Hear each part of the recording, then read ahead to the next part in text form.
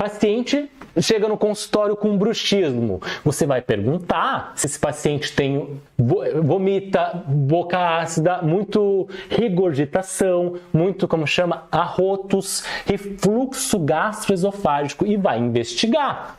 Porque esse refluxo está associado ao bruxismo. Cerca de 73% dos pacientes que têm refluxo têm bruxismo também. Meu nome é André Porporati, sou dentista, professor e pesquisador na Université de Paris, na França, e aqui neste perfil eu ensino dentistas a terem segurança no diagnóstico e resolverem 100% dos seus casos de bruxismo, DTM e neuropatia. Também ele tem um fator de proteção aqui, ó. Pensa comigo, o paciente tem o pH da boca muito ácido, né? Porque tem refluxo, regurgitação. O que eu vou fazer?